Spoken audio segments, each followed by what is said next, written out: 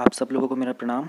आज की इस वीडियो में हम लोग जो इनसाइट की डेली करंट अफेयर्स है 28 मई वाले, ठीक है, वो डिस्कस करेंगे। और विजन की मंथली कंपाइलेशन चल रही है। एक्चुअली जो मैंने अप्रैल की इनसाइट की स्टार्ट की थी ना मंथली कंपाइलेशन, उससे बेटर ना मुझे विजन वाली मिली। टॉपिक्स तो ऑलमोस्ट सिमिलर ही थे, कुछ एक आगे पीछे थे, वो भी मैं करूँगा धीरे धीरे, मैं सब कवर करा दूँगा, उसकी टेंशन मत लेना।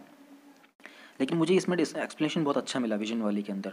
तो जिन लोगों की अगर अप्रैल वाली कंटिन्यू नहीं हो पाई थी, वो सीरीज़ मैंने दोबारा करनी तो है ही, लेकिन मैं कह रहा हूँ कि फिर भी आप इसके विजन वाले के ऊपर ज़रूर जाना। इसके थोड़े से डीप एक्सप्लेनेशन होते हैं और लेफ्ट राइट का जो होता है ना बहुत अच्छे से, और आंसर जैसा लिखना चाहिए मेंस के अंदर वैसे एक्सप्लेन किया होता है, ठीक है। और इसकी 28th में है, तो यानी कि 2 दिन और हैं, फिर ये 2-3 दिन के अंदर इनका भी मंथली कंपाइलेशन आ जाएगा।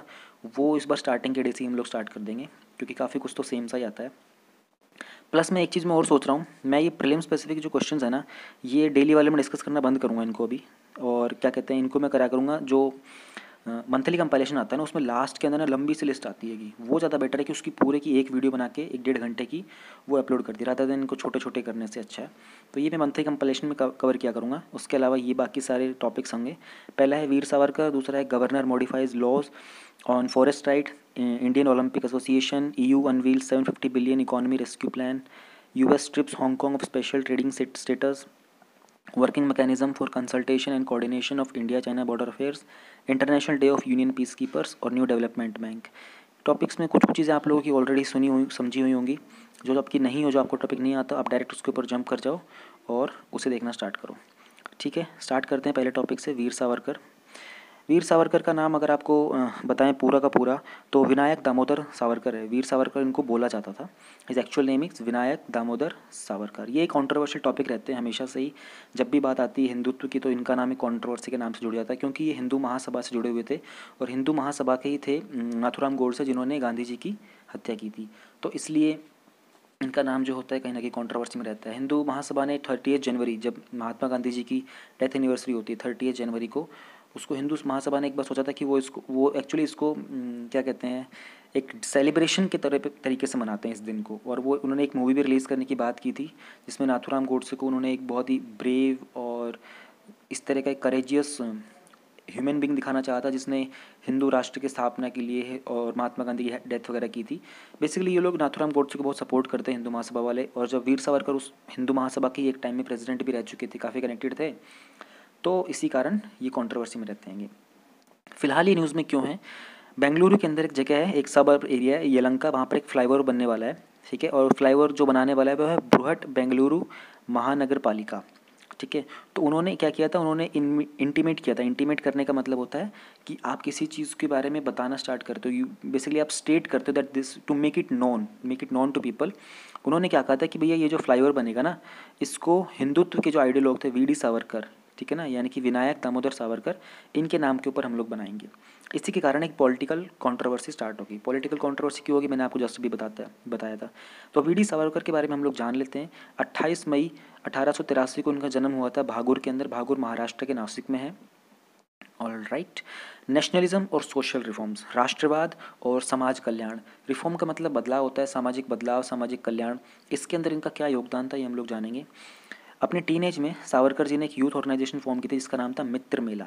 ऑर्गेनाइजेशन के नाम याद रहे, ये प्रीलिम्स के अंदर ये उसमें 1 पॉइंटर के अंदर आते हैं, यानी कि 4 ऑप्शन में से एक ऑप्शन में आ जाएगा। डिफरेंट डिफरेंट ऑर्गेनाइजेशन जो हिस्ट्री की हमारी फॉर्म हुई थी, उसमें से कोई एक आ जाएगा, उसमें मैच द फॉलोइंग में गड़बड़ हो सकती है। तो ये पता होना चाहिए मित्र मेला किसने स्टार्ट किया था, सावरकर जी ने, ठीक है। This organisation was to put place in to bring national और रिवोल्यूशनरी आइडियाज़। रिवोल्यूशन मतलब होता है कि क्रांतिकारी आइडियाज़, ठीक है। नेशनल मतलब राष्ट्रवादी और क्रांतिकारी आइडियाज़ के रिगार्डिंग मित्र मेला की स्थापना हुई थी। वो फॉरेन गुड्स के अगेंस्ट थे और उनका आइडिया था कि स्वदेशी का, जैसे फिलहाल प्रधानमंत्री जी ने क्या चलाया है, आत्मनिर्भर भारत ना, आत्मनिर्भर भारत यानी कि सेल्फ रिलायंट भारत। कहीं ना कहीं उनका भी यही मोटिव रहा करता था कि फॉरेन गुड्स के अगेंस्ट जाओ, चाइनीज़ माल मत लो, US का माल मत लो, अपने इंडिया में प्रोड्यूस करो, ठीक है। एक बार तो उन्होंने 1905 के अंदर दशहरे के ऊपर सारे के सारे जो फॉरेन गुड्स थे ना, उन सबको आग में डला दिया था। बॉनफायर मतलब समझते होंगे ना आप लोग, जैसे वो टेढ़ी टेढ़ी लकड़ियाँ लगा के लोग शाम को बैठते हैं, ट्रैकिंग पे जाते हैं, टेंट वगैरह लगा के बैठते हैं, उसी को बॉनफायर कहते हैं।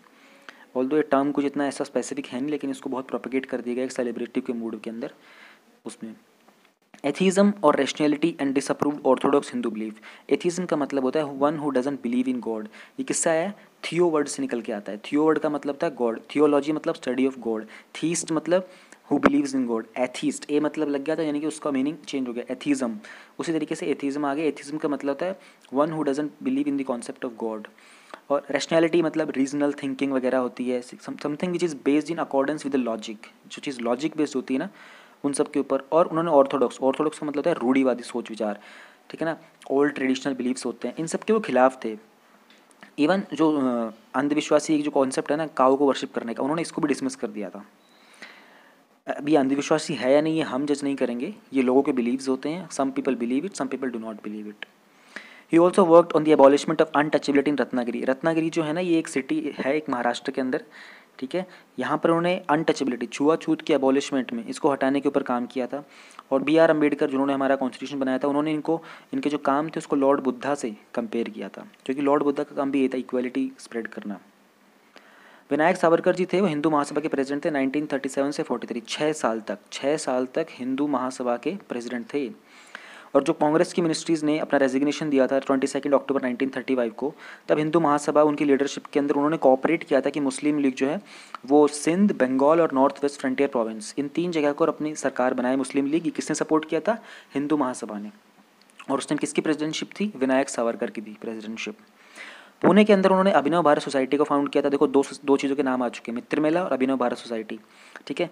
और उसके बाद स्वदेशी मूवमेंट के अंदर वो इन्वॉल्व हुए थे। स्वदेशी मूवमेंट समझ गए ना, स्वदेश, स्व मीन्स अपना, देश मीन्स अपना देश, अपने देश की जो मूवीज़ होती हैं। स्वदेश आप लोगों ने मूवी भी देखी होगी, उसमें शाहरुख खान जो होता है वो वहाँ से एक foreign astronomical agency, I think NASA में था ना वो, मुझे याद नहीं है, वहाँ से छोड़ के अपने देश में आते, अपने देश के लिए काम करते, इसलिए स्वदेश।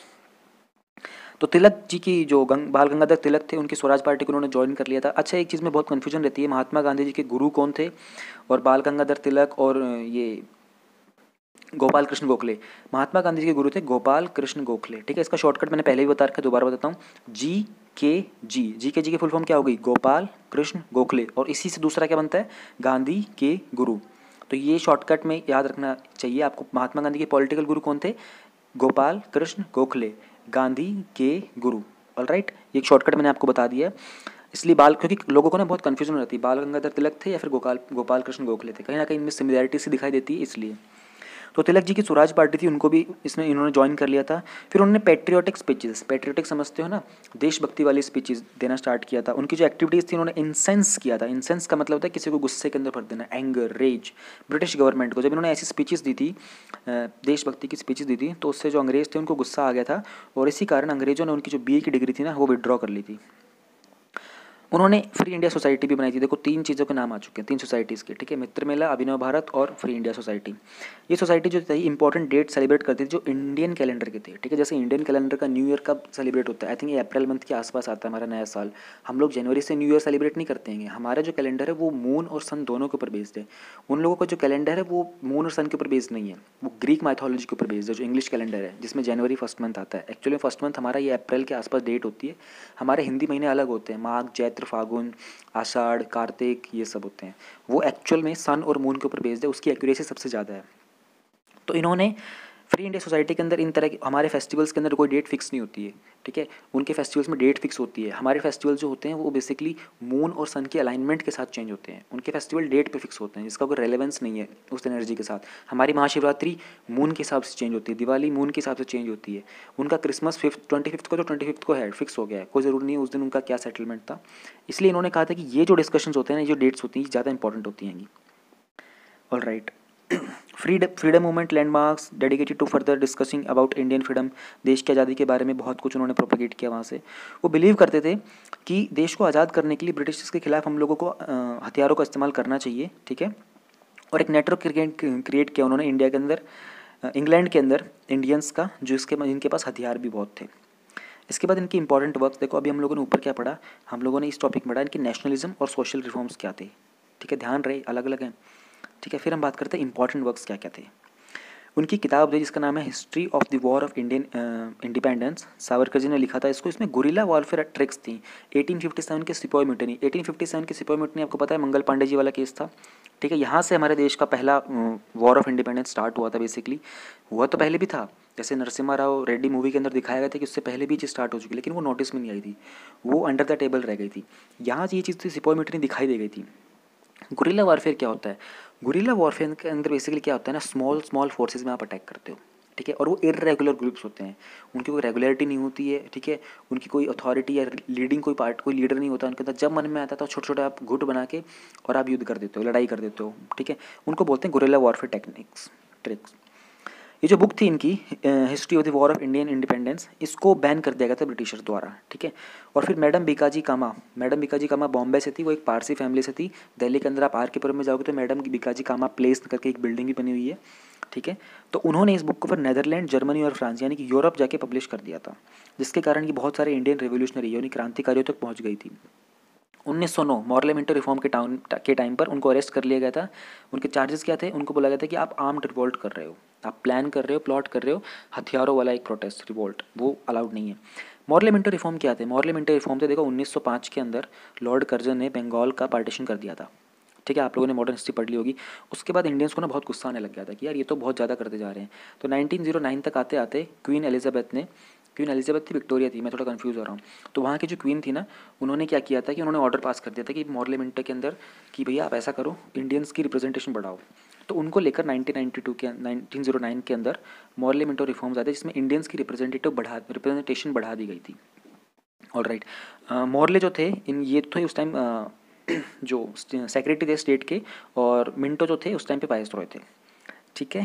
ओके, इनका नाम एक्चुअली जॉन मॉर्ले था, जो फुल नेम था ना इनका वो।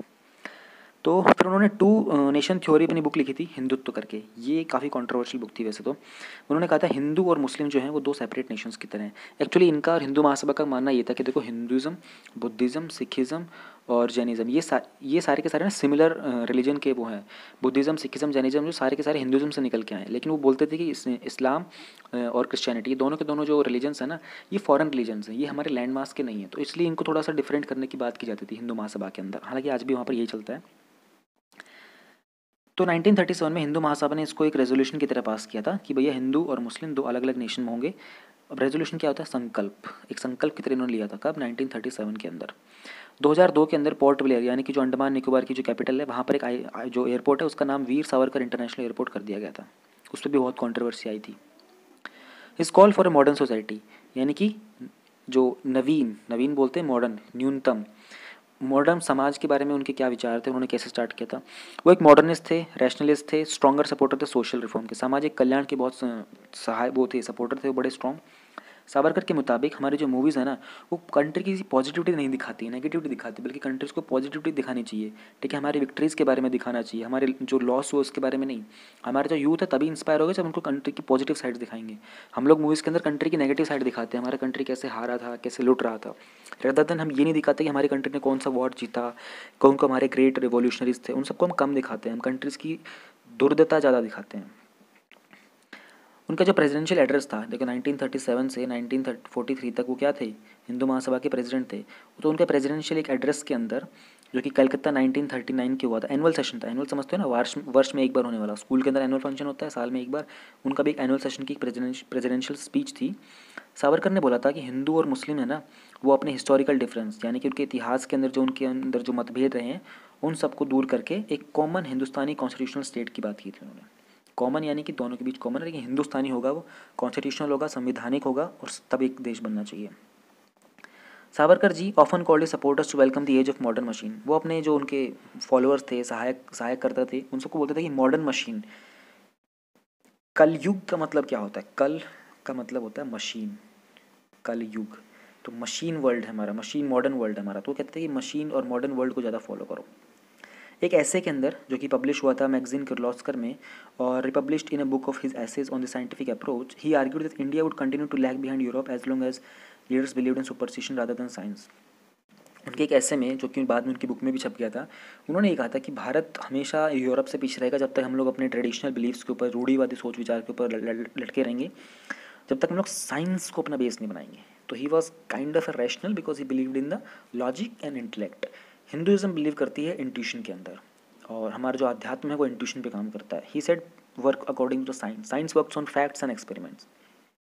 फिर उन्होंने आर्ग्यू किया था कि कोई भी सोशल रिफॉर्म है ना, जब तक उसको जो सोशल प्रैक्टिसेस हैं, वो बैड इविल सोशल प्रैक्टिसेस हैं, उनको निकालना है, तो उसको अपनी पॉपुलैरिटी के साथ कॉम्प्रोमाइज़ करना पड़ेगा।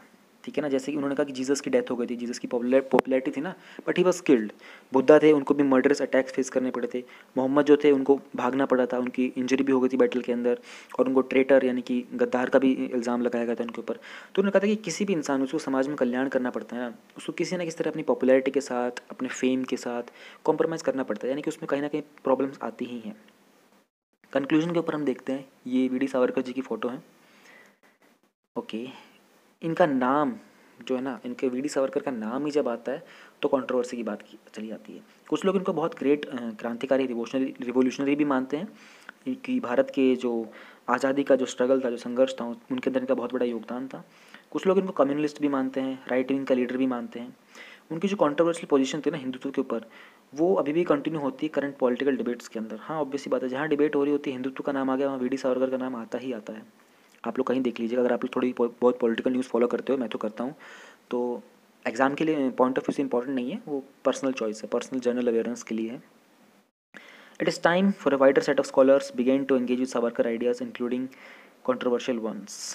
ठीक है, हो गया है, कंट्रोवर्शियल टॉपिक है, ज़्यादा इसके बारे में अपने ओपिनियन में नहीं रखूँगा। हाँ, क्वेश्चंस कर लेते हैं प्रीलिम्स वाले।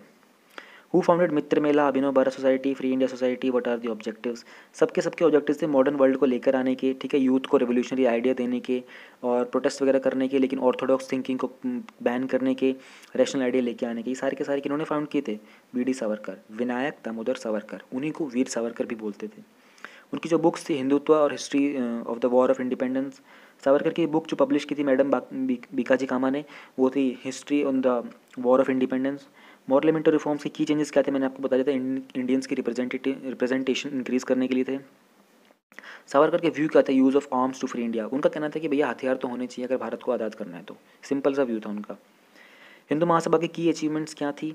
देखो, हिंदू महासभा की अचीवमेंट्स मैंने आपको बताया ना, वो हिंदुत्व को फैलाना चाहते थे। वो कहना चाहते थे कि भैया भारत के अंदर हिंदुज़म ही एक मेजर रिलीजन रहा है, लेकिन बाकी जो हो गए जैसे जैनिज़्म, बुद्धिज़्म, सिखिज़्म, ये सारे के सारे हिंदुज़म के ही ब्रेन चाइल्ड हैं एक तरीके से। लेकिन इस्लाम की बात करते हैं, अगर क्रिश्चियनिटी की बात करते हैं, वो कहते हैं ये फॉरेन रिलीजन्स हैं, ये हमारे रिलीजन कभी थे ही नहीं। तो कहीं ना कहीं हिंदू महासभा की जो अचीवमेंट्स थी ना, वो इस थॉट को प्रोपगेट करने की थी। और कहीं ना कहीं हिंदुज़म का और उनकी अचीवमेंट अगर उनके मुताबिक देखते हैं हम, तो उनकी अचीवमेंट्स है, ये सारा संसार उनको अचीवमेंट नहीं मानता है। उनका कहना था कि गांधी जी के कारण 10 लाख हिंदुओं की मौत हो गई थी, और गांधी जी की मृत्यु करा के नाथूराम गोडसे के द्वारा इन्होंने कुछ अचीव किया है। हालांकि महात्मा गांधी जी हमारे जो राष्ट्रपिता थे, हमारे राष्ट्रपिता का कोई अगर हत्या करता है तो वो एक गुनहगार है, पर ये कहीं ना कहीं हिंदू महासभा अपनी अचीवमेंट में काउंट करता है। बेसिकली ये कंट्रोवर्शियल टॉपिक है ना, तो ऐसी किसी कंट्रोवर्शियल ऑर्गेनाइजेशन के बारे में अगर हम बात करते हैं, तबलीगी जमात ही हो गया, वो इस्लाम को बहुत प्रोपोगेट करते हैं, ठीक है। तो वो हर चीज़ के अंदर कहीं ना कहीं, जैसे तालिबान ही हो गया, और ये सब के सब जो है ना एक रिलीजन को प्रोपोगेट करते हैं। इनकी कोई भी आपकी अचीवमेंट्स बात करोगे तो कहीं ना कहीं ओवरऑल थिंकिंग के साथ कहीं ना कहीं कॉन्ट्राडिक्ट करेंगी। तो ये बात आपको पता होनी चाहिए। इसलिए ऐसे टॉपिक्स जनरली वो मेरे हिसाब से नहीं पूछेंगे। मैंने भी कोई प्रीवियस ईयर क्वेश्चन में कोई नहीं देखा है ऐसा कि हिंदू महासभा की अचीवमेंट्स बताओ। कंट्रोवर्शियल टॉपिक कभी पूछेगा ही नहीं यूपीएससी आपसे, बट फॉर जनरल अवेयरनेस आपको पता होना चाहिए। गवर्नर ने मॉडिफाई किए हैं फॉरेस्ट राइट्स। गवर्नर के अंदर आपको पता ही होना चाहिए, गवर्नर के पास पावर होती है शेड्यूल नंबर 5 के अंदर, जहाँ पर वो शेड्यूल एरिया वगैरह के जो राइट वगैरह होते हैं ना, उन सब के ऊपर डिसीजन ले सकते हैं। 5th शेड्यूल एरिया की बात करेंगे हम लोग, पावर ऑफ गवर्नर की बात करेंगे हम लोग इस टॉपिक के अंदर। ये टॉपिक अभी न्यूज़ में क्यों है, महाराष्ट्र के जो गवर्नर है ना भगत सिंह कोश्यार, उन्होंने शेड्यूल ट्राइब और अदर ट्रेडिशनल फॉरेस्ट ड्वेलर्स हो ना, जो recognition of forest right act 2006, इतना बड़ा जो नाम है ना, ये इतना बड़े नाम को ही हम लोग फॉरेस्ट राइट एक्ट बोलते हैं, पूरे को काफ़ी बड़ा है ये डॉक्यूमेंट वे में इतना बड़ा है। नॉर्मली हम इसी को फॉरेस्ट राइट एक्ट बोलते हैं। तो उन्होंने कुछ चीज़ें मॉडिफाई की हैं इसके अंदर, जिसमें उन्होंने क्या किया है कि जो क्लेमेंट्स हैं ना, जो दावेदार हैं, उनकी एक अपील थी, जो कि डिसीजंस किसके, डीएलसी, डिस्ट्रिक्ट लेवल कमेटी के कुछ डिसीजंस थे, उनके अगेंस्ट इन शेड्यूल ट्राइबल और एरिया वालों ने अपील की थी। तो उस अपील को राइटफुल अलाउ कर दिया है किसने, गवर्नर है। गवर्नर कैसे अलाउ कर सकता है किसी के डिसीजन को भी, एडमिनिस्ट्रेटिव डिसीजन के अगेंस्ट, उसके पास पावर होती है 5th शेड्यूल के अंदर, वो हम जानेंगे इस टॉपिक में नीचे। गवर्नर ने क्या मॉडिफाई किया, गवर्नर ने सेक्शन 6 मॉडिफाई किया एक्ट का, in its application to scheduled area of state of Maharashtra in exercise of the powers conferred to him by state, schedule 5 of the constitution. Schedule section 6 को modify किया है क्योंकि उसके power थी schedule 5 की constitution की। सिग्निफिकेंस क्या है, notification is important to provide justice to the tribals whose individual और community forest right has been rejected by the DLC constituted under forest right act. DLC ने कोई डिसीजन लिया है, ठीक है, जिसके कारण क्या दिखाई दे रहा है कि कुछ लोगों के ट्राइबल एरिया के जो जस्टिस और पॉलिटिकल राइट्स है ना, वो कहीं ना कहीं उनके अगेंस्ट वो डिसीजन जा रहा है। तो उन लोगों ने डिमांड की है कि उसी को लेकर एक नोटिफिकेशन जारी की है गवर्नर ने। नोटिफिकेशन अप्लाई करती है उन एरियाज़ के अंदर जो पंचायत तक के हैं, यानी कि जो शेड्यूल एरिया के एक्सटेंडेड एरिया है ना पंचायत तक के, उन सब के अंदर है। और ये अपील जो है ये डीएलसी के डिसीजन के अगेंस्ट। अरे सेम बात को क्यों इतना रिपीट कर रहे हैं ये लोग न्यूज़ में बार बार। नोटिफिकेशन क्या बोलती है कि जो डिस्ट्रिक्ट लेवल कमेटी है जिसकी जो चेयरमैनशिप है डिविजनल कमिश्नर के अंडर आती है, वो कंस्टिट्यूट की गई थी जो कि अपील सुनेगी डीएलसी के डिसीजन की, ठीक है ना। और जब ये ऑर्डर पास होता है डीएलसी का before commencement of the notification के कमेंसमेंट होने से पहले, ठीक है, डीएलसी ने कोई डिसीजन लिया है शेड्यूल एरिया के ऊपर, नोटिफिकेशन के आने से पहले आने तक, उसके बाद आप 6 महीने के अंदर अंदर आपको अपील करनी पड़ती है, ठीक है। और अगर ऑर्डर पास हो चुका है तो उसके बाद आप विदिन 90 डेज आपको अपील करनी ही पड़ेगी, उसके बाद का टाइम में आप अपील नहीं कर पाओगे। ध्यान में आ गया। नोटिफिकेशन पास होने से पहले की अगर बात है, नोटिफिकेशन जस्ट पास हुई है तो, लेकिन तब आप 6 महीने के अंदर अपील कर सकते हो, ठीक है। और लेकिन नोटिफिकेशन पास हो गई तो आप 90 डेज़ का टाइम ले सकते हो, उससे ज़्यादा नहीं। क्रिटिसिज्म क्या है, एक्टिविस्ट जो होते हैं, एक्टिविस्ट तो समझते हो ना, वो बोल रहे हैं कि ये वो किस लिए कंसर्न है कि इससे क्या होगा, इम्प्लीमेंटेशन है फॉरेस्ट लॉज का, उसमें और डिले हो जाएगी, इसलिए उन्होंने अपील की है। वो कह रहे हैं कि जो नोटिफिकेशन है डबल एज स्वॉर्ड है, यानी कि दो धारी तलवार है। जो ट्राइबल फार्मर है उसको बहुत मुश्किल होगी, डिफिकल्टी होगी डिस्ट्रिक्ट के हेडक्वार्टर्स में जाने में। They will fear this committee will further delay implementation of FRA यानी फॉरेन राइट्स एक्ट। उनको लगेगा कि भैया ये जो कमेटी बनाई गई है आपकी, ये तो और ज़्यादा डिले करेगी इम्प्लीमेंटेशन को, इसलिए वो जाने वाने में थोड़ा हिचकिचाएंगे, क्योंकि वो लोग इतना ओपन माइंडेड नहीं होते हैं। डिले का मतलब होता है डिनाइल ऑफ जस्टिस और increase scope of fake claim. जितना डिले होता है किसी भी जस्टिस के अंदर, उतना ही उसके अंदर झूठ और वगैरह सच फेक क्लेम्स होते हैं ना, जाकि झूठे दावेदारियाँ होती है, वो सब सामने आने के चांसेस ज़्यादा हो जाते हैं।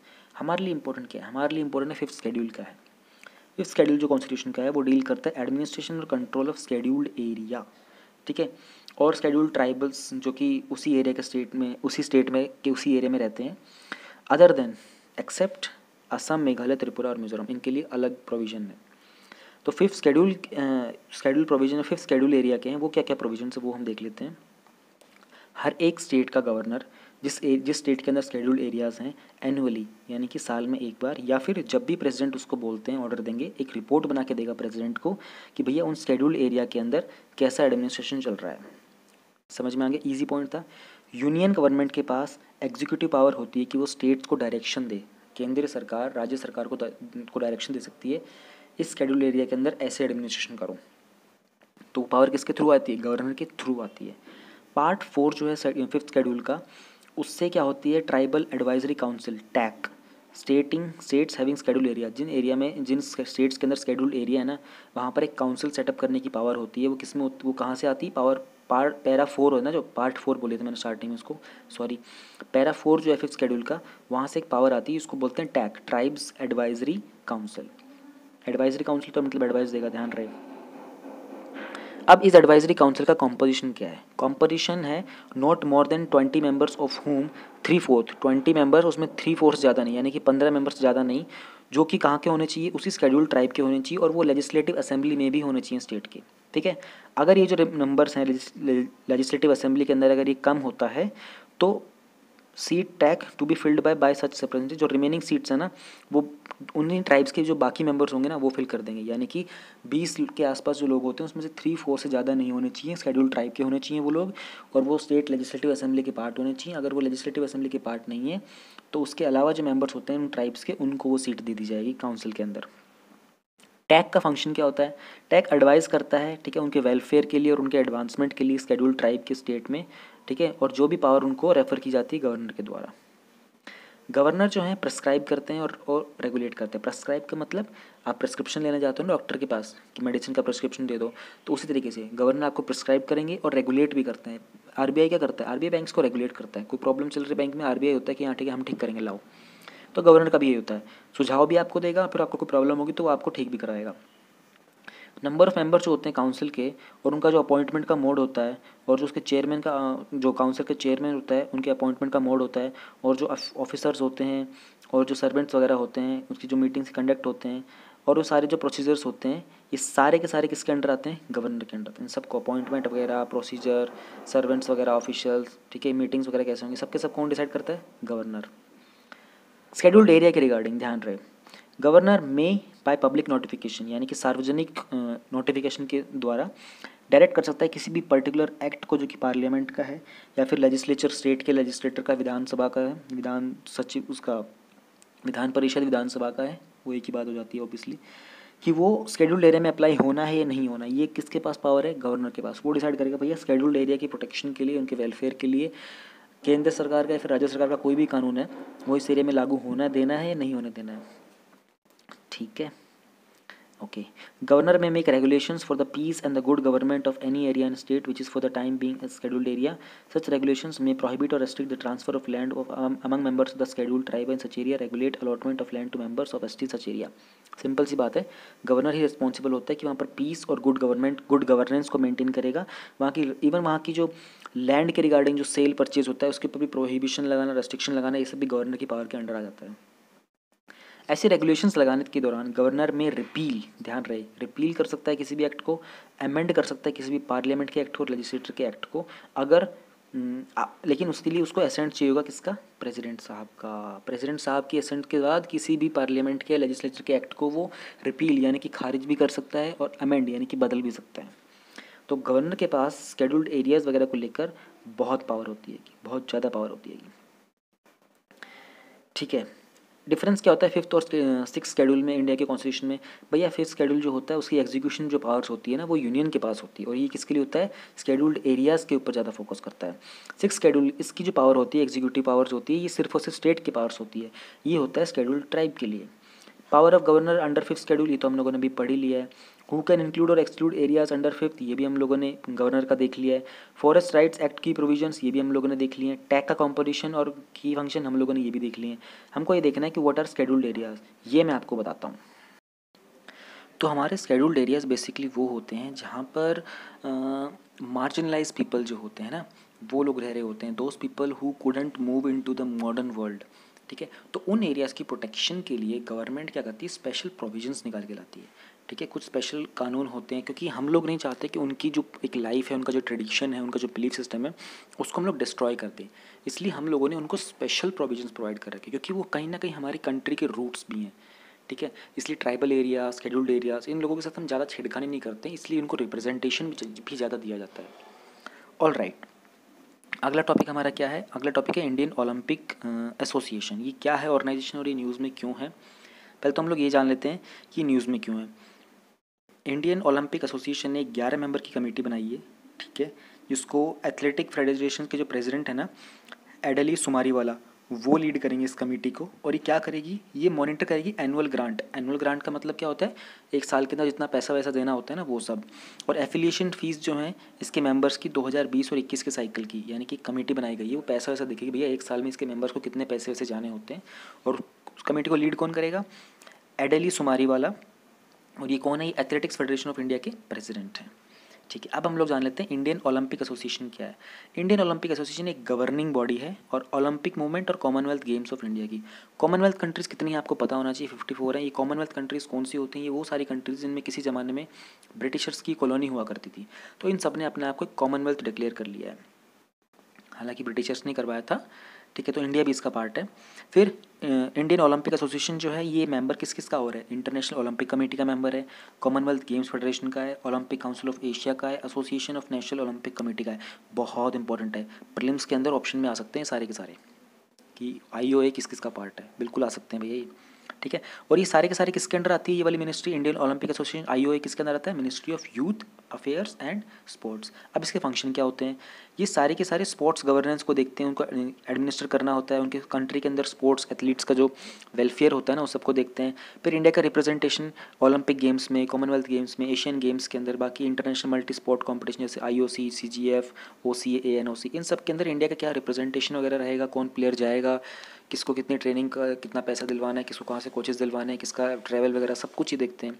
तो ये सब कुछ IOA देखता है। फाउंडेशन, इसको फाउंड किसने किया था, 1927 के अंदर ये एस्टेब्लिश हुई थी। और उस टाइम पे सर दौरब जी टाटा जो थे वो इनके फाउंडिंग प्रेसिडेंट थे, और डॉक्टर AG नोरेन जो थे उस टाइम सेक्रेटरी जनरल थे इसके, ठीक है। ये रजिस्टर्ड है नॉन प्रॉफिट ऑर्गेनाइजेशन एक्ट के अंडर, जो कि सोसाइटीज़ रजिस्ट्रेशन एक्ट आता है, as a non profit organisation under societies re registration act of 1860, उसके अंदर है। कॉम्पोजिशन यानी कि कितने मेंबर वगैरह क्या कुछ होते हैं। मेंबर जो IOA के होते हैं उसमें नेशनल स्पोर्ट्स फेडरेशन होती है, स्टेट ओलंपिक एसोसिएशन होते हैं, IOC के मेंबर्स होते हैं और मल्टी स्पोर्ट ऑर्गेनाइजेशंस के होते हैं। गवर्नेंस, इंडियन ओलंपिक एसोसिएशन जो करंटली 32 मेंबर्स की एग्जीक्यूटिव काउंसिल है, 32 मेंबर्स, ध्यान रहे। और इनके इलेक्शन जो होते हैं हर 4 साल में होते हैं। ठीक है, ये टॉपिक भी हमारा हो गया यहाँ पर। अगला हमारा बहुत ही छोटा सा टॉपिक है, यूरोपियन यूनियन ने अनवील किया $750 बिलियन की जो इकोनॉमी रेस्क्यू प्लान है, क्योंकि कोविड-19 के पैंडेमिक के दौरान यूरोपियन यूनियन की इकोनॉमी को बहुत हैवी लॉस हुआ है। ठीक है, तो यूरोपियन यूनियन की जो एग्जीक्यूटिव हैं उन्होंने अनवील किया है कि 750 बिलियन यूरो का, ध्यान रहे ये US डॉलर नहीं है। जनरली हम लोग US डॉलर यूज़ करते हैं ना, किसी वीडियो में ना मैं अच्छे से समझाऊंगा कि क्यों हम लोग US डॉलर बोलते हैं मोस्ट ऑफ द टाइम। बड़े बड़े इंटरनेशनल लेवल के ऊपर हम लोग डॉलर को क्यों यूज़ करते हैं, और बाकी जैसे इंडिया वाले इंडियन रुपये में ही क्यों नहीं करते हैं, फॉरेन एक्सचेंज वगैरह क्या होता है। किसी वीडियो में कोई टॉपिक आएगा तो अच्छे से समझा दूंगा ये। तो इन्होंने किया है क्योंकि जो इकोनॉमी है जिसको हैमर्ड किया गया है कोरोना वायरस के, तो हैमर का मतलब क्या होता है, हैमर हथौड़ा होता है ना, हथौड़े से ठोक देते हो कोई चीज़ ख़राब हो जाती है। तो वही हुआ है कोविड-19 के कोरोना वायरस के पैंडेमिक के दौरान इकोनॉमीज़ जो है यूरोपियन यूनियन की वो सारी की सारी हैमर्ड हो चुकी हैं। उन सबको प्रॉप करने के लिए, उन सबको उठाने के लिए 750 बिलियन यूरो का एक प्लान आया है। ये जो रिकवरी फंड पैकेज है ना, ये एडिशनल है किस चीज़ का, जो यूरो का जो लॉन्ग टर्म बजट होता है 2021 से 2027 का जो बजट है ना इनका 1.1 ट्रिलियन के आसपास का, उसके अलावा एडिशनल है ये, ध्यान रहे। इस प्लान की डिटेल्स क्या क्या हैं। इस प्रपोजल के अंदर जो यूरोपियन कमीशन है, ठीक है, यूरोपियन कमीशन क्या होता है, यूरोपियन कमीशन ना उसकी एक एग्जीक्यूटिव ब्रांच होती है। ठीक है, ये वन ऑफ द इंस्टीट्यूशन होता है यूरोपियन यूनियन का। ये सारे के सारे नीचे प्रीलिम्स क्वेश्चन में आपको एक्सप्लेन करूंगा, यूरोपियन यूनियन क्या है, यूरोजोन क्या है, कमीशन क्या है, पार्लियामेंट क्या है, सेंट्रल बैंक क्या है, नीचे प्रीलिम्स क्वेश्चन में बताऊंगा सारे के सारे। तो ये क्या करता है, ये रिस्पॉन्सिबल है कि ये सारे के सारे लेजिस्लेशंस को प्रपोज करेगा, यानी कि कानून वगैरह बनाने इसके बारे में प्रपोजल ये डालेगा। जो भी डिसीजंस होंगे उनको इंप्लीमेंट ये करता है कौन, यूरोपियन कमीशन। ये बोरो करेंगे फंड्स मार्केट से, ठीक है, वर्ल्ड बैंक से ले लेंगे, IMF से ले लेंगे, बाकी जगह से ले लेंगे। ठीक है, फिर उसको डिस्बर्स करेंगे 2/3 इन ग्रांट्स, यानी कि 2/3 जो है कि बेसिक जो डायरेक्ट सपोज करते हैं कि कितना लिया है, 750 लिया ना, 2/3 कितना हो जाएगा इसका, 750 का 2/3 होता है $500 बिलियन। तो $500 बिलियन ये लोग डायरेक्ट दे देंगे पब्लिक को जो भी नीड होगी, और जो रेस्ट होगा वो लोन की तरह आएगा, cushion the unprecedented slum expected this year, यानी कि जो $250 बिलियन होगा अभी भी जो अनप्रेसिडेंटेड है, आने वाले जो स्पाइक्स वगैरह और जो इकोनॉमी ऊपर नीचे होगी उसमें यूज़ करेंगे फर्दर, जो कोरोना वायरस के लॉकडाउन आएंगे अभी। ये जो एडिशनल फंडिंग है ना, ये चैनल कैसे की जाएगी, जो EU के प्रोग्राम्स होते हैं ना, जैसे इंडिया में क्या होता है, स्कीम्स निकलती हैं बहुत सारी। अभी इंडिया ने अपना इतना बड़ा जो रिलीफ पैकेज दिया है वो बहुत सारी डिफरेंट स्कीम्स के अंतर्गत दिया है ना, तो वो भी अपने EU के जो प्रोग्राम्स होते हैं ना उन्हीं के अंडर देंगे, और उसका जो रीपेमेंट है ना वो बहुत लॉन्ग पीरियड है। ठीक है, और EU के जो बजट्स होंगे ना बाद में उन्हीं के थ्रू इनको रीपे करेंगे इस पैसे को सारे को, जो कि 2028 से पहले तो करना ही नहीं है और 2058 के बाद का नहीं है, क्योंकि ये 30 साल का पीरियड जो है ना, इस 30 साल के पीरियड में ये सारा का सारा पैसा पे करेंगे वापस। इसके अलावा in order to make funds available as soon as possible to respond to the most pressing needs, commission ने प्रपोज किया कि वो अमेंड करेंगे करंट मल्टीनेशनल फाइनेंशियल फ्रेमवर्क को। इनका एक करंट जो मल्टीनेशनल फाइनेंस फ्रेमवर्क होता है ना 2014 से 20 का, उसको अमेंड करेंगे ताकि जो पैसा है ना वो जल्दी जल्दी अवेल कराया जा सके। ठीक है, और to make an additional 11.5 billion euro in funding available already in 2020। 11.5 billion की जो ऑलरेडी अवेलेबल फंडिंग है ना उसको भी इसमें ऐड किया गया है। अब इसकी ज़रूरत क्यों पड़ रही है कि इतने सारे पैसे की यूरोपियन यूनियन को, इकोनॉमीज़ जो है वो फ्री फॉल में है, क्योंकि ये जो कंट्रीज़ हैं जैसे कि इटली, स्पेन, ग्रीस, फ्रांस, ये सारी की सारी टूरिज़्म के ऊपर बहुत डिपेंडेंट होती हैं। ठीक है, और टूरिज़्म के कारण क्या होगा कि पैंडेमिक ने अब टूरिज़्म को तो बंद कर ही दिया है, तो इन सब की इकोनॉमी बहुत डाउन आ गई है। ठीक है, और यूरोजोन जो है देखो ये क्या, if not rescued the risk of something worse than their devise debt crisis of a decade ago. 10 साल पहले इनका जो जैसा डेट के कारण, यानी कि जो उधार के कारण जो इनका क्राइसिस आया था ना, उससे भी ज़्यादा बुरी हालत हो जाएगी अगर इन्होंने अभी इसको रेस्क्यू नहीं किया तो। यूरोजोन और यूरोपियन यूनियन में क्या डिफरेंस होता है, देखो यूरोपियन यूनियन के अंदर ना 27 कंट्रीज़ हैं, अब पहले 28 थी, ब्रिटेन बाहर हो गया, 27 बच गई। और यूरोजोन के अंदर ना 19 कंट्रीज़ हैं, ये वो 19 कंट्रीज़ हैं जो यूरो को as a common currency follow करती हैं। यूरोपियन यूनियन की सारी कंट्रीज यूरो को as a currency common follow नहीं करती, सिर्फ 19 कंट्रीज जो फॉलो करती हैं। इंपॉर्टेंट इंस्टीट्यूशंस क्या है यूरोपियन यूनियन के, यूरोपियन यूनियन के बेसिकली 7 इंपॉर्टेंट इंस्टीट्यूशंस हैं, उसमें से 3 बहुत मेन है। कौन से 3 हैं, ये हैं तीनों, पार्लियामेंट, काउंसिल और कमीशन। पार्लियामेंट क्या होता है आप लोगों को पता है, एक सिंपल सी बात है, हमारा पार्लियामेंट क्या करता है, पार्लियामेंट के पास लेजिस्लेटिव पावर होती है, वो एक लेजिस्लेटिव ब्रांच है इसकी। ठीक है ना, ये 7 में से एक इंस्टीट्यूशन है, और इसके अंदर ना वो भी होता है हमारा, इनका जो काउंसिल होता है ना वो इसी का पार्ट होता है। पार्लियामेंट के अंदर ही आता है, कहने की काउंसिल भी ऐड होता है पार्लियामेंट के अंदर, ठीक है। और यूनियन बजट वगैरह जो होते हैं इनके सारे के सारे वो यहीं से अप्रूव होते हैं पार्लियामेंट से। यूरोपियन काउंसिल क्या है, ये मैंने आपको अभी नहीं, मैंने आपको कमीशन बताया था। काउंसिल के अंदर पॉलिटिकल डायरेक्शन होती है, वहाँ की सारी प्रायोरिटीज़ होती हैं। इसके प्रेसिडेंट कौन है, चार्ल्स माइकल, सीएम इसके प्रेसिडेंट है। क्या अजीब सा शॉर्टकट बन गया। यूरोपियन कमीशन मैंने आपको जस्ट अभी बताया, एक एग्जीक्यूटिव ब्रांच है ये, ठीक है। एग्जीक्यूटिव ब्रांच है, ये किसके लिए रिस्पॉन्सिबल है, ये प्रपोजल करते हैं लेजिस्लेशन का, यानी कि कानून बनेंगे क्या उन सब के लिए वो कमीशन कराता है। उसके बाद इम्प्लीमेंट कौन करता है, यूरोपियन कमीशन इम्प्लीमेंट करता है।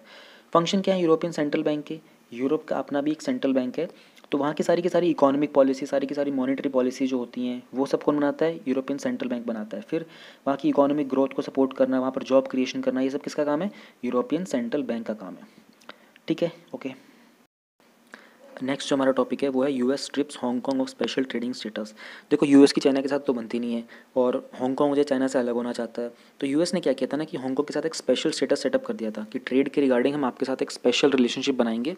पर अब यूएस बोल रहा है कि भैया आप ऑटोनोमस रीजन तो हो ही नहीं, क्योंकि चाइना आपके अंदर नेशनल सिक्योरिटी लॉ लेके आ रहा है, तो उसके बाद आपकी तो चलेगी नहीं आपकी कंट्री के अंदर ही, तो आप ऑटोनोमस तो हो ही नहीं। अब आप ऑटोनोमस नहीं हो तो हम आपको स्पेशल ट्रेडिंग स्टेटस नहीं दे सकते। तो यूएस ही बात कर रहा है। यूएस ने ये डिक्लेयर कर दिया कि भैया हांगकांग जो है ना वो ऑटोनोमस तो नहीं है चाइना से, ठीक है, और चाइना के अंडर ही आ गया अब एक तरीके से, और इसलिए वो कह रहे हैं कि इसके कारण हांगकांग का जो स्पेशल ट्रेडिंग स्टेटस है ना वो हट सकता है, जिसके कारण क्या होगा कि यूएस की जो स्टैंडिंग और इंटरनेशनल फाइनेंसिंग हब है ना, और its standing as an international financing hub, ये कहीं ना कहीं खतरे में है। अब इशू क्या है, अब तक यूएस ने हांगकांग को एक जो राइट दे रखा था कि एक ग्लोबल फाइनेंसिंग और ट्रेडिंग हब स्पेशल स्टेटस था ये यूएस के कानून के अंडर, ठीक है। ये जो प्रोविज़न है तब से है जब ये ब्रिटिश कॉलोनी हुआ करता था किसी टाइम के अंदर, और यूके के अंडर आया करता था, ठीक है ना, तब से इसको फेवरेबल ट्रेडिंग टर्म्स दे रखे थे। हालांकि जो यूएस के स्टेट डिपार्टमेंट उन्होंने सर्टिफाई किया है कि भैया हांगकांग जो है ऑटोनोमस रीजन नहीं है चाइना के अंडर, ठीक है। तो यूएस की कांग्रेस ने last year Hong Kong human rights और डेमोक्रेसी एक्ट को रिवोक किया था, हांगकांग के स्पेशल ट्रेडिंग स्टेटस को भी। इसका मतलब था कि जो फॉर्मर ब्रिटिश कॉलोनी है उसको ट्रीट करेंगे same as mainland China for trade and other purposes, ठीक है, ओके। आगे क्या बोलना चाह रहे हैं, what would losing it mean for Hong Kong, इस स्पेशल स्टेटस को हटाने का नुकसान क्या होगा हांगकांग को। एक एस्टिमेटेड 38 बिलियन का ट्रेड है हांगकांग और यूएस के बीच में, जिसको जोपर्डाइज का मतलब होता है खतरे में डाल देना, ठीक है। लॉन्गर टर्म, लंबे समय की बात करते हैं तो people will have to think twice कि भैया आप जो पैसा है बिजनेस में लगाएं हांगकांग के अंदर या नहीं, क्योंकि यूएस ने तो वहाँ से ट्रेडिंग राइट्स अपने हटा लिए हैं। फिर इसके इम्प्लीकेशंस क्या होंगे, कोई भी सैंक्शन और मूव जो कि रेसेंट का मतलब होता है रिवोक करना है, कैंसिल कर देना, स्पेशल स्टेटस को हटाता है, उससे क्या होता है कि फर्दर जो यूएस और चाइना के रिलेशंस हो ना उस पर स्ट्रेन पड़ता है। स्ट्रेन का मतलब तनाव, खिंचाव होगा। कोई भी अगर ऐसा सैंक्शन होता है वो हटाया जाता है तो ऑलरेडी दोनों के दोनों बहुत प्रेशर में है कोरोना वायरस के पैंडमिक को लेकर, और हांगकांग के अंदर जो प्रोटेस्ट चल रहे हैं, ऑनगोइंग ट्रेड वॉर भी हो रहा है दोनों के बीच में, तो बहुत सारे इश्यूज ऑलरेडी चल रहे हैं इनको। मतलब अब फिर इस चीज़ को हटाने से क्या होगा, आग में घी डालने वाली बात हो जाएगी और उसको भड़काने की वाली बात है। इसके अलावा जो एनुअल रिव्यू होता है ना हांगकांग की ट्रेडिंग स्टेटस का, जो नया लॉ है, नया लॉ कौन सा, यूएस का जो नया सिक्योरिटी लॉ आया है ना, उसके बाद क्या होगा कि कोई भी रिप्रेजेंटेटिव होगा ना, जो चाइना का जो प्रेसिडेंट है वो किसी को फ्रीज़ कर सकते हैं जो कि यूएस बेस्ड एसेट्स है हांगकांग के अंदर, और यूएस के जो कोई भी इंसान उनको एंट्री डिनाई कर सकते हैं इंडिया के अंदर, और कोई भी इंडिविजुअल जो वहाँ भी एबडक्टिंग और टॉर्चरिंग ह्यूमन राइट्स को करता हुआ पाया गया एक्टिविस्ट वगैरह को हांगकांग में, उन सबको गिरफ्तार भी कर सकते हैं। तो ऐसे सैंक्शंस जो हैं could come sooner than a suspension of the trading status, ठीक है, and would obviously complicate things further। Reasons कौन से हैं, वन कंट्री टू सिस्टम के रूल के under China one country two system के रूल में हांगकांग और मकाऊ को चलाता है। हांगकांग इन्होंने ब्रिटिश से लिया था, मकाऊ इन्होंने पोर्तुगल से लिया था। पिछले 2-3 दिन की न्यूज़ के अंदर मैंने ये अच्छे से समझाया हुआ है। When was Hong Kong handed over to China by UK, 1997 के अंदर दिया था, 50 साल के लिए दिया था। How Hong Kong became part of the UK, opium war के दौरान इन्होंने जीत लिया था, एक बार नहीं 2 बार। What is Pearl River, Pearl River को हम लोग जूजियांग भी बोलते हैं, और पहले इसी का नाम कैंटन रिवर हुआ करता था। ये वहाँ पर चाइना के साउथ सदर्न पार्ट के अंदर फ्लो करती है। कोलून पेनिनसुला क्या है, कोलून पेनिनसुला ना हांगकांग का सदर्न पार्ट का जो रीजन है ना, वहाँ पर कोलून एरिया है, उसको ही वो पेनिनसुला की शेप बनाता है। जैसे इंडिया में पेनिनसुला है ना, वो पेनिनसुला की शेप बनाता है सदर्न पार्ट के अंदर, जहाँ पर साउथ में उसे साउथ चाइना सी मैच करता है, उसी को कोलून पेनिनसुला बोलते हैं। नेबरिंग रीजन्स क्या है हांगकांग के नेबरिंग रीजन्स, अगर नॉर्थ की साइड बात करते हैं तो चाइना का जो ग्वांगजोंग जो रीजन है ना, ग्वांगजोंग प्रोविंस, वो चाइना का नॉर्थ में पड़ता है, और हांगकांग के फिर बाद में ईस्ट, साउथ और वेस्ट की बात करते हैं तो वहाँ पर साउथ चाइना सी पड़ता है हमारा। नेक्स्ट टॉपिक हमारा है working mechanism for consultation and coordination of India China border affairs. 3 news और बच गई हमारी, तो इसमें से पहली वाली है चाइना के साथ। यार चाइना तो ना बहुत न्यूज़ में रहते हैं, चाइना यूएस, इनको तो हर एक चीज़ आपको पता होनी चाहिए, कहीं ना कहीं इनके क्वेश्चन टकराई जाते हैं आपको, और ज़्यादातर आपको जनरल अवेयरनेस भी होनी चाहिए, इंटरव्यू में पूछ लिया तो ठीक है। एक वर्किंग मैकेनिज्म है जो कंसल्टेशन और कोऑर्डिनेशन के लिए, 2 वर्ड्स ध्यान होने चाहिए। WMCC किसके लिए है? कंसल्ट करने के लिए और फिर कोऑर्डिनेट करेंगे। कंसल्ट करेंगे, एक दूसरे से बातचीत करके देखेंगे हम ये चाहते हैं, हम तुम चाहते हो, हमारी इसमें मदद करो। कंसल्टेशन दो, थोड़ी हेल्प करो, सजेशन दो, एडवाइस लो। फिर कोऑर्डिनेट करते हैं, तालमेल के साथ चलने की बात करेंगे। इंडिया और चाइना के जो बॉर्डर अफेयर्स है ना, उनके ऊपर है ये कमेटी, एक मैकेनिज्म है। क्या है बात करते हैं। इंडिया और चाइना ने दोनों ने एक्टिवेट किया अपने वर्किंग मैकेनिज्म को, क्योंकि जो डिप्लोमेटिक लेवल के ऊपर, डिप्लोमेटिक समझते हो ना आप लोग, IFS ऑफिसर्स बनोगे, इंडियन फॉरेन सर्विस के ऑफिसर्स होते हैं, वो डिप्लोमेसी करते हैं। एक कंट्री का दूसरे कंट्री के साथ रिलेशन होता है टॉक्स के थ्रू, डॉक्यूमेंट्स के थ्रू, ठीक है। और ऑफिशियल लेवल के ऊपर होता है, ब्यूरोक्रेसी करती है इस चीज़ को। तो डिप्लोमेटिक लेवल के ऊपर इन्होंने वर्किंग मैकेनिज्म को एक्टिवेट कर दिया है दोनों कंट्रीज़ ने। This has been activated alongside the military to military conversation taking place at the field level to disengage or de-escalate। disengage का मतलब engage हो गए थे दोनों के दोनों आपस में, थोड़ा सा हाथापाई हो गई थी, उसको disengage करेंगे, उनको दूर करना है। फिर de-escalate, escalate का मतलब है किसी चीज़ को इंक्रीज़ करना, बढ़ा देना। de-escalate का मतलब उसको कम कर देना। जो भी परिस्थिति थी, मिलिट्री से मिलिट्री की जो कॉन्वर्सेशन हुई थी ना वहाँ पे फील्ड लेवल के ऊपर, उस सबको डी एंगेज और डी एस्केलेट करने के लिए WMCC क्या है? WMCC को 2012 में बनाया गया था, ठीक है। और ये कंसल्टेशन और कोऑर्डिनेशन के लिए है, मैनेजमेंट इंडिया चाइना के बॉर्डर के एरियाज़ के ऊपर, as well as to exchange करता है अपने व्यूज़। क्या? जो बॉर्डर सिक्योरिटी के पर्सनल होते हैं ना दोनों साइड के, उनके आपस में कम्युनिकेशन और कोऑपरेशन को भी स्ट्रेंथन करने के लिए ये बनाया गया था। कॉम्पिटिशन क्या होते हैं? दोनों ही साइड जॉइंट सेक्रेटरी लेवल के ऑफिशियल्स होते हैं, ध्यान रहे, जॉइंट सेक्रेटरी नहीं, जॉइंट सेक्रेटरी लेवल के ऑफिशियल्स होते हैं। इंडिया की साइड से कौन संभालता है? NSA अजीत डोवाल। ये इंसान तो गजब है यार, national security adviser Ajit Doval, गजब चीज़ है इंसान। अभी फिलहाल क्या हो रहा है, इंडिया का असेसमेंट ये है कि जो चाइनीज़ हैं वो इन्वॉल्व हो गए हैं what is known as military parlance as holding the line. Military parlance as holding the line का मतलब क्या है? देखो ध्यान से, होल्डिंग द लाइन मतलब देखो दोनों के बीच जो LAC है ना, लाइन ऑफ एक्चुअल कंट्रोल, वो डिफाइन नहीं है, एग्रीड नहीं है।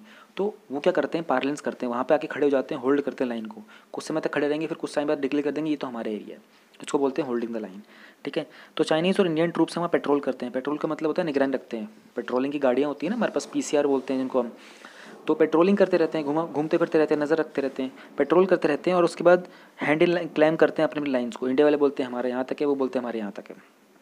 करंट सिचुएशन फिलहाल क्या हो रहा है? इट अपीयर्स चाइनीज़ ने क्रॉस कर दी है अपनी परसेप्शन ऑफ LAC और नाउ कैंप कर रहे हैं at a spot in a bid to hold the line. उन्होंने अपनी जो बाउंड्री थी फिर से क्रॉस की, फिर आगे आके फिर वहाँ पे होल्ड कर रहे हैं लाइन को, ठीक है। हो क्या रहा है यहाँ पर? पहले तो क्या करते थे कि यूजुअली 25 से 30 सोल्जर हुआ करते थे जो होल्ड करते थे लाइन को। अभी उन्होंने देखा कि वहाँ पर 25 और 30 से बहुत ज़्यादा सोल्जर आ गए हैं, जो ऑर्डिनरी पेट्रोल की होते थे 25-30 उससे बहुत ज़्यादा आ गए हैं। दिस अपीयर्स की चाइनीज एक इंप्रेशन देना चाहता है कि भाई they want to dig their heels in. Dig their heels in का मतलब इंग्लिश फ्रेज होता है गड़ के रहना चाहते हैं, वहाँ बैठना चाहते हैं वो लोग। तो इसलिए उन्होंने 25-30 की जगह ज़्यादा सोल्जर्स डाल दिए। पेट्रोलिंग करते थे 25-30, अब ज़्यादा भेज दिए। नेक्स्ट टॉपिक है हमारा international day of UN peace keepers 2020। International day of UN peace keepers 2020 जो हमारा 29 मई को मनाया जाता है, क्योंकि उस दिन 1948 के अंदर UN पीस कीपिंग फोर्स की जो सिग्निफिकेंस थी ना, इनका एस्टेब्लिशमेंट ही उस दिन हुआ था 1948 के अंदर 29 मई को, ठीक है। ये सिक्योरिटी काउंसिल ने ऑथराइज़ किया था इसको कि डिप्लॉय करेंगे small number of UN military observers middle east के अंदर। पहली बार कहाँ स्टार्ट किया गया था? UN peace keeping commission middle east के अंदर, ठीक है। UN पीस कीपिंग फोर्स, इस साल की इनकी जो थीम है वो क्या है? Women in peace keeping. देखो विमेन, उसके विमेन एम्पावरमेंट्स के रिलेटेड टॉपिक बन सकता है कहीं ना कहीं, ये आप मेंशन कर सकते हो अपने विमेन के ऐसे में, या फिर GS का कोई क्वेश्चन बनता है तो उसके अंदर। 20th एनिवर्सरी किसकी है ये? UN सिक्योरिटी काउंसिल ने एक रेजोल्यूशन पास किया था 1325, किसके ऊपर था? विमेन पीस एंड सिक्योरिटी के ऊपर। दोबारा रिपीट कर रहा हूँ, UN सिक्योरिटी काउंसिल का 1325 जो रेजोल्यूशन था वो विमेन पीस और सिक्योरिटी के ऊपर था। उसके 20 साल पूरे हो रहे हैं। UN डे इसके पीस कीपर के 20 साल नहीं हो रही, तो 1948 का पुराना है। 20 साल किसके हो रहे हैं? UN का एक रेजोल्यूशन था उसके उपलक्ष्य में इन्होंने थीम क्या रखी है UNSC ने? विमेन इन पीस कीपिंग, अ की टू पीस। ध्यान रहे 29 में क्यों है बता दिया था, मिडिल ईस्ट में पहले बार स्टार्ट किया गया था। पीस कीपिंग क्या होती है और इसकी सिग्निफिकेंस क्या होती है ये जरूर जान लें। UN की जो पीस कीपिंग है ना, एक जॉइंट एफर्ट होता है, यानी कि मिलकर एफर्ट करते हैं, मिलकर संघर्ष करते हैं। 2 डिपार्टमेंट होते हैं UN के, ध्यान रहे, डिपार्टमेंट ऑफ पीस ऑपरेशन और department of operational support. Her peace keeping mission जो है उसको ऑथराइज कौन करता है? Security council. देखो ध्यान रहे, पहला पीस कीपिंग मिशन जो मिडिल ईस्ट में था उसको किसने ऑथराइज किया था? सिक्योरिटी काउंसिल ने, यूएनएससी, जिसके अंदर क्या होते हैं 5 परमानेंट मेंबर्स होते हैं और 10 नॉन परमानेंट मेंबर्स होते हैं। 5 परमानेंट मेंबर्स वो थे जब यूएनएससी बना था, उस टाइम 5 कंट्रीज जिनके पास न्यूक्लियर पावर थी उन 5 को परमानेंट मेंबर्स बना दिया गया था। इंडिया नॉन परमानेंट मेंबर है। जो नॉन परमानेंट मेंबर 10 होते हैं, 2 साल के लिए बनते हैं, फिर चेंज होते रहते हैं। ऑलराइट, बहुत तेज बोल रहा हूँ मैं आज, लेकिन पता नहीं क्यों, कुछ काम की जल्दी, एक्चुअली मुझे निकलना है ना, so I mean doing this thing hurry. ठीक है, ऑथराइज करता है इसको सिक्योरिटी काउंसिल। जो फाइनेंशियल रिसोर्सेज होते हैं यानी कि पैसा वैसा जो होता है वो यूएन पीस कीपिंग ऑपरेशंस के कलेक्टिव रिस्पॉन्सिबिलिटी किसकी है? यूएन के मेंबर स्टेट, यानी कि यूएन के जो 193 मेंबर स्टेट्स हैं ना, उन सबकी कलेक्टिव रिस्पॉन्सिबिलिटी कि भैया पीस कीपिंग फोर्स के लिए पैसा आप सारे दोगे। प्लस में हर मेंबर स्टेट को लीगली ऑब्लिगेटेड टू पे the respective share of peace keeping. हाँ, उनके ऊपर एक लीगल रिस्पॉन्सिबिलिटी है, लीगल उनकी क्या कहते हैं जिम्मेदारी है कि वो लोग इसका जो शेयर है पीस कीपिंग का वो पे करते रहें। कंपोजिशन की बात करते हैं हम लोग। यूएन पीस कीपिंग के अंदर often refer to as blue berets और ब्लू हेलमेट। क्यों? क्योंकि इनकी इमेज देखो आप लोग, इनकी जो फोर्स होती है ना उनके ब्लू हेलमेट्स होते हैं, इसके लिए इनको ब्लू हेलमेट या फिर ब्लू बैरेट भी बोला जाता है पीस कीपिंग फोर्स को ही। कन्फ्यूज़ करने के लिए प्रीलिम्स के अंदर ये ऐसे लिखा जा सकता है, ध्यान रहे। सोल्जर्स होते हैं, पुलिस ऑफिसर्स होते हैं, सिविलियन पर्सनल होते हैं। ठीक है, पीस कीपिंग फोर्सेज होते हैं वो कंट्रीब्यूट करती है मेंबर स्टेट को वॉलेंट्री बेसिस के ऊपर, यानी कि फंडिंग तो आपको देनी है क्योंकि यूएन के चार्टर में लिखा हुआ है। कहाँ लिखा हुआ है? यूएन के चार्टर में लिखा हुआ है कि हर मेंबर स्टेट को लीगली फंडिंग करनी है अपने शेयर के अकॉर्डिंग। लेकिन जो पीस कीपिंग का ट्रूप भेजोगे आप, ठीक है, मैक्सिमम ट्रूप कौन भेजता है यूएन के अंदर? करंट जो 2020 के हिसाब से रवांडा इज़ द नेशन जिसमें मैक्सिमम ट्रूप्स इसमें भेजे हुए हैं। रवांडा के बाद पाकिस्तान है जिनकी मैक्सिमम ट्रूप्स हैं यहाँ पर। तो ये कंट्रीज अपनी वॉलेंट्री बेसिस के ऊपर भेजती हैं, अपनी चॉइस से भेजती हैं हमें कितने ट्रूप्स भेजेंगे, उसके अंदर कोई आपका वो नहीं है कंपल्सन कि भाई इतना ही भेजने हैं आपको। ठीक है, और सिविलियन स्टाफ होता है पीस ऑपरेशन के लिए, वो इंटरनेशनल सिविल सर्वेंट्स होते हैं जिनको रिक्रूट कौन करता है? यूएन सेक्रेटेरिएट, वहीं से डिप्लॉय होते हैं वो। यूएन की पीस कीपिंग फोर्स के फीचर्स क्या क्या है? जो यूएन नेशंस के जो पीस कीपिंग फोर्स है वो कंट्रीज़ को जहाँ पर कन्फ्लिक्ट होता है ना वहाँ पर लास्टिंग पीस यानी कि अंतिम दौर तक वहाँ पर शांति बनाए रखें, ऐसा कुछ माहौल बना के आते हैं। फिर इनकी बहुत यूनिक स्ट्रेंथ होती है, इंक्लूडिंग इसमें लेजिटिमेसी, बर्डन शेयर करते हैं, डिप्लॉय करते हैं, सस्टेन करते हैं ट्रूप्स को अराउंड द ग्लोब, इंटीग्रेट करते हैं सिविल पीस कीपर्स के साथ, और इनका मल्टी डायमेंशनल मैंडेट होता है। ऐसा नहीं कि एक ही तरह के काम कर सकते हैं, फाइट करते हैं, ये सपोर्ट भी करते हैं, इंफ्रास्ट्रक्चर बिल्ड करना होगा वो भी करेंगे, रेस्क्यू करना होगा वो भी करेंगे, मेडिकल हेल्प देना होगा वो भी देंगे। 3 बहुत ही बेसिक प्रिंसिपल होते हैं इनके, गाइडिंग प्रिंसिपल बोलते हैं इनको। कंसेंट ऑफ पार्टीज़, यानी कि जिस भी कंट्री में ये हेल्प करने के लिए जाएंगे वहाँ की पार्टी के साथ कंसेंट होगा, उनसे परमिशन लेके जाएंगे, ऐसे नहीं आप किसी भी कंट्री में जंप कर जाओगे। इम्पार्शियलिटी, भेदभाव नहीं करते हैं, कोई भी कंट्री किसके फेवर में है किसके फेवर के अगेंस्ट में। यूएस और चाइना का वॉर होगा, यूएन के अंदर अगर क्या कहते हैं यूएस की ज़्यादा फंडिंग है तो यूएन पीस कीपिंग फोर्स ये नहीं बोलेगी हम चाइना की सपोर्ट नहीं करेंगे क्योंकि चाइना तो ऐसा है, या फिर नॉर्थ कोरिया की सपोर्ट नहीं करेंगे। नॉर्थ कोरिया बोलेगा वहाँ पे हमें सपोर्ट करो तो यूएन वाले वहाँ भी इम्पार्शियलिटी के साथ ही जाएंगे। Non use of force accept in self defence and defence of the mandate, जब तक ज़रूरत ना हो, सेल्फ डिफेंस की ज़रूरत ना हो, फोर्स का यानी कि पावर का यूज़ नहीं करते हैं, पीस कीपिंग के लिए। देखो ध्यान रहे, peace keeping is the main motive. Global partnership, यानी कि वैश्विक साझेदारी है इनकी, यूनिक है, बहुत ही ग्लोबल पार्टनरशिप है। जिससे क्या फ़ायदा होता है? General assembly, security council, secretariat, troop, police contributors, host government, ये सारे के सारे मिलकर कंबाइन होकर एफर्ट डालते हैं किसमें? अंतर्राष्ट्रीय शांति और सुरक्षा को बरकरार रखने में। फंड कौन करता है पीस कीपिंग ऑपरेशन को? सारे के सारे मेंबर स्टेट्स करते हैं। यूएनएससी का रोल क्या है भैया? वही तो ऑथराइज करता है मिशन को। कंपोजिशन क्या है पीस कीपर्स का? पुलिस वाले होते हैं, सोल्जर्स होते हैं, सिविल ऑफिसर्स होते हैं। पीस कीपिंग को ब्लू हेलमेट क्यों बोलते हैं? क्योंकि इनके ब्लू बैरेट्स होते हैं इसलिए इनको ब्लू हेलमेट्स बोलते हैं। गाइडिंग प्रिंसिपल क्या है? 3 है, हम लोगों ने ऊपर पढ़े थे। ऑनगोइंग पीस कीपिंग मिशन क्या है ये मैं आपको बता देता हूँ। UNMIS है करके है एक मिशन, इनका सूडान में चल रहा है, ठीक है। ONUB है, वो कहाँ पे चल रहा है? बुरुंडी में चल रहा है। UNMIL है, वो कहाँ चल रहा है? लिबेरिया में चल रहा है। तो ऐसे बहुत सारे मिशन हैं जो कंटिन्यूसली चले जा रहे हैं काफ़ी टाइम से, कुछ खत्म हो जाते हैं, कुछ नहीं भी होते हैं। एक टाइम में इंडिया भी लार्जेस्ट ट्रूप कंट्रीब्यूटर था, लेकिन अभी नहीं है इंडिया फिलहाल। ठीक है, ये मिशन हो गया, ये सॉरी मिशन कह रहा हूँ ये टॉपिक हो गया हमारा। लास्ट टॉपिक है न्यू डेवलपमेंट बैंक। बहुत ही छोटा है, बहुत ही ईजी है, लेकिन ज़रूरी है क्योंकि ये कहीं ना कहीं इंडिया की इकोनॉमी में बहुत बड़ा सपोर्टर है। न्यू डेवलपमेंट बैंक जो है ना वो ब्रिक्स का बैंक है। ब्रिक्स आपको पता होगा ना, Brazil, Russia, India, China, south Africa, ये एक ग्रुप है। जैसे G7 G20 ग्रुप्स होते हैं, ब्रिक्स भी एक ग्रुप है। तो ब्रिक्स की एक समिट हुई थी, 5th समिट हुई थी, ठीक है। मैं आपको ऊपर से ये भी पढ़ाऊँगा, ये वाला पार्ट जो है ना, क्या कहते हैं, ये वाला पार्ट पढ़ाऊँगा, एक बार इनको नीचे से बताने दो। देखो 2013 के अंदर ना ब्रिक्स की एक समिट हुई थी, कहाँ पे? डरबन में, साउथ अफ्रीका में। देखो ध्यान रहे, 5th समिट कहाँ हुई थी? साउथ अफ्रीका में। अगर हुई थी तो 6th कहाँ पे होगी? ब्राज़ील में। क्यों? ये सीक्वेंस में चलता है, BRICS, फिफ्थ कहाँ हुई थी? साउथ अफ्रीका में। यानी कि फर्स्ट कब हुई? ब्राज़ील में हुई, second Russia, first third India, fourth China, fifth south Africa, six फिर दोबारा से सर्कल में चलता है, सिक्स ब्राज़ील में हुई होगी। तो कोई भी समिट आपको याद रखनी हो, कोई भी नंबर निकालना हो, BRICS लिख के देख लो, जो नंबर निकालना हो नंबर को ऐसे 1 2 3 4 करके काउंट कर लो कि कौन सा समिट कौन से कंट्री में हुआ था। ब्रिक्स के मामले में बड़ा सही शॉर्टकट है। ठीक है, तो 2013 के अंदर एक समिट हुई थी फिफ्थ में डरबन के अंदर। उन्होंने कहा था कि भैया हमको एक बैंक बनाने की ज़रूरत है, उसका नाम रखेंगे हम लोग न्यू डेवलपमेंट बैंक। 2014 में इसको इन्होंने एस्टेब्लिश कर दिया था। कहाँ पे किया था? फोर्टलेजा एक जगह है ब्राज़ील के अंदर, वहाँ इनका जो समिट हुआ था वहाँ पे इसको एस्टेब्लिश कर दिया था। बैंक क्या करता है? फोस्टर करता है ग्रेट फाइनेंशियल और डेवलपमेंट कोऑपरेशन। फोस्टर का मतलब होता है सपोर्ट करना, एनहेंस करना। ठीक है, और ये जो 5 इमर्जिंग मार्केट्स हैं इन पांचों के अंदर फोर्टलेजा डिक्लेरेशन क्या था? फोर्टलेजा डिक्लेरेशन ये बोलता है कि भैया ये जो एनडीबी है ना, ये क्या करेगा? स्ट्रेंथन करेगा, कोऑपरेशन करेगा एक तो पांचों कंट्रीज़ के बीच जो ब्रिक्स के हैं, और सप्लीमेंट करेगा एफर्ट्स ऑन मल्टीलेटरल, ध्यान रहे बहुतरफा मल्टीलेटरल कोऑपरेशन होगा रीजनल फाइनेंशियल इंस्टीट्यूशंस के ऊपर फॉर ग्लोबल डेवलपमेंट। रीजनल मतलब समझते हो ना, जो आपके पर्टिकुलर रीजन होंगे ना, वहाँ पे जो फाइनेंशियल इंस्टीट्यूशंस हैं उनकी हेल्प करेगा, और ग्लोबल डेवलपमेंट में यानी कि विश्व के लेवल के ऊपर डेवलपमेंट में हेल्प करेगा। करंटली क्या हुआ था? करंटली जो union minister of finance and corporate affairs हैं निर्मला सीतारमन, उन्होंने अटेंड की थी एक special board of governors meeting जो कि एनडीबी की थी, और ये वीडियो कॉन्फ्रेंस से थी, तो इसलिए ये न्यूज़ में आ गया दोबारा से। अब इसके बारे में कुछ बड़ी खास बातें जान लेते हैं हम लोग। एक तो इसके हेडक्वार्टर चाइना में है, शंघाई के अंदर। दूसरी सबसे खास बात इसके बारे में वो इसकी वोटिंग वाली। वर्ल्ड बैंक में क्या होता है? जो जितना कैपिटल शेयर करता है, जितना पैसा फंड करता है, उसकी वोटिंग उतनी ज़्यादा होती कम होती है। एनडीबी में ऐसा नहीं है। एनडीबी में पांचों कंट्रीज़ को इक्वल एक एक वोट अवेलेबल है। कोई ज़्यादा वोट नहीं, कोई कितना पैसा फंड कर रहा हो कितना ना कर रहा हो, वोट सबकी इक्वल है। सेकंड चीज़ सबसे अच्छी, कोई वीटो पावर नहीं है। वीटो पावर होता है अपनी मन की मर्जी की पावर होती है। ठीक है, यूएनएससी के अंदर पांचों कंट्रीज़ जो 5 मेन मेंबर्स हैं उनके पास वीटो पावर है, लेकिन बाकी कंट्रीज़ के पास वीटो पावर नहीं, इसलिए तो इंडिया उसका पार्ट नहीं बन पा रहा। अगर यूएस हाँ बोल भी देता है कि इंडिया को यूएनएससी का पार्ट बना लो, तो चाइना अपनी वीटो पावर यूज़ करके मना कर देता है। तो वीटो पावर बड़ी खतरनाक चीज़ होती है। एनडीबी के अंदर कोई वीटो पावर जैसा कुछ सिस्टम नहीं है, पांचों कंट्रीज़ का बहुत इक्वल राइट्स हैं। रोलर फंक्शन क्या है? एनडीबी मोबिलाइज करता है रिसोर्सेज को फॉर इंफ्रास्ट्रक्चर के लिए, सस्टेनेबल डेवलपमेंट के लिए। सस्टेनेबल डेवलपमेंट के गोल्स SDGs जिनको बोलते हैं 15 साल के लिए हैं, 2015 से 2030 तक।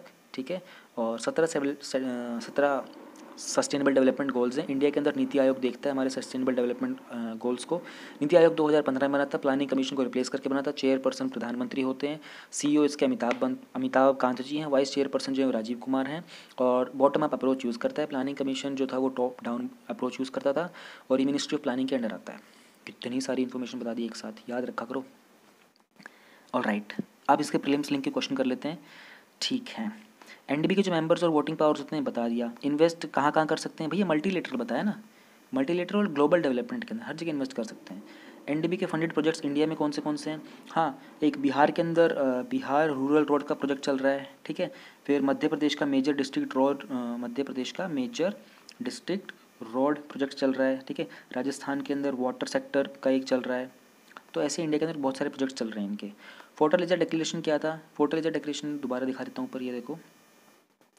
हाँ, ये था कि भैया ब्रिक्स कंट्री से आपस में कोऑपरेशन होगा, सप्लीमेंट करेंगे मल्टीलेटरल वर्ड बड़ा खूबसूरत होता है यूपीएससी के आंसर्स के लिए, और रीजनल फाइनेंशियल इंस्टीट्यूशन को ग्लोबल डेवलपमेंट के लिए सपोर्ट करेगा। ये था फोर्टलेजा डिक्लेरेशन में। एनडीबी एस्टेब्लिश कहाँ है? चाइना के अंदर है। ठीक है, शंघाई में। फैक्ट और प्रीलिम्स मैंने आपको बता दिया कि अब मैं ये सारे के सारे उसमें क्या करूँगा, क्या कहते हैं अपना जो फाइनल वो आएगी ना मंथली कंपाइलेशन, उसमें कर दिया करूँगा। यहाँ पे ना इस वीडियो को मैं कोशिश करूँगा, 1 घंटे की खिंच जाती है यार कभी कभी, इसको ना मैं 30-40 मिनट तक रोकने की कोशिश करूँगा ताकि आप लोग जल्दी जल्दी कर लिया करो। तो ये वाली चीज़ जो है ये मैं बाद में करूँगा। ठीक है, सारी की सारी मंथली कंपाइलेशन के फैक्ट और प्रीलिम्स एक ही वीडियो में डाल दिया करूँगा सारी, 1 घंटे की हो, 2 घंटे की, 3 घंटे की हो, एक ही बारे में देख के ख़त्म किया। ठीक है, okay, tata bye bye. Next video भी मैं आज ही डाल रहा हूँ, जो कल वाली थी ना वो भी डालेगी, दोपहर तक या शाम तक डल जाएगी। अभी रिकॉर्डिंग स्टार्ट करूँगा, 11 बजे उसकी रिकॉर्डिंग स्टार्ट होगी, ध्यान रहे। तो तब तक ये वाली जो है, अभी 10:30 बज रहे हैं। ठीक है, और ये वीडियो की अभी रिकॉर्डिंग खत्म हुई है, अभी इसकी एडिटिंग चलेगी, एडिटिंग के बाद इसकी अपलोडिंग होगी, और 11 बजे मैं वो वाली वीडियो की रिकॉर्डिंग स्टार्ट कर दूँगा। Okay, bye bye, sorry for the delay.